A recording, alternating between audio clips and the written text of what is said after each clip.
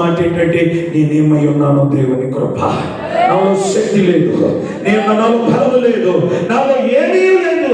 నేనేమై ఉన్నానో అది యేసయ్య కృప. ఆ పరిస్థితులను ఉంటే ఆయన ఎక్కడ తీసుకుని వెళ్తాడంటే, స్తోత్రం చెప్తామా ఒకసారి గట్టిగా, ఇంకొంచెం గట్టిగా చెప్తామా, ఇంకొంచెం గట్టిగా చెప్తామా. ఒక ఉన్నతమైన స్థానం ఇచ్చి గొప్పవానిగా చేసి పలుకుబలి కలిగిన వారిగా చేసి ప్రజలందరికీ ఒక పెద్దగా, ఒక తండ్రిగా, ఒక నాయకుడిగా దేవుడు నిలబెడితే, దేవదూతలు అంత దూరంలో కనబడితే ఇంట్లో పనివారికి చెప్పలేదు పోయాన్ని తీసుకురమ్మని. పనివారు ఆలోచన కూడా రాలేదు ఆయనకి.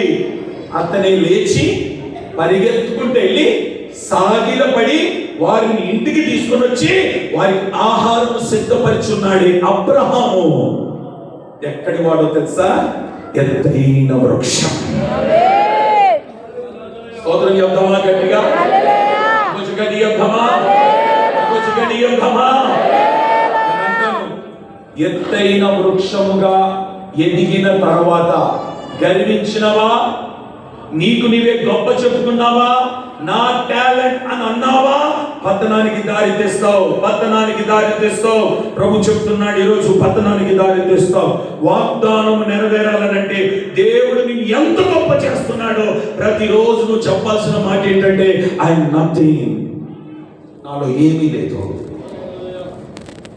నాలో ఏమీ లేదు. ఈరోజు ఇంకా ఇక్కడ ఉన్నాను అంటే దేవుని కృప. బ్రతికి ఉన్నానంటే దేవుని కృప. నిలబడి ఉన్నానంటే దేవుని కృప. సజీవ లెక్కలో ఉన్నానంటే దేవుని కృప. ప్రైజ్ ది లార్డ్, హల్లెలూయా. ఆ మాట కంటిన్యూ చేయమ్మా. ఎండిన చెట్టు వికసించున్నట్లును చేయువాడననియు భూమి అంతుండు సకలమైన చెట్లకు తెలియబడును.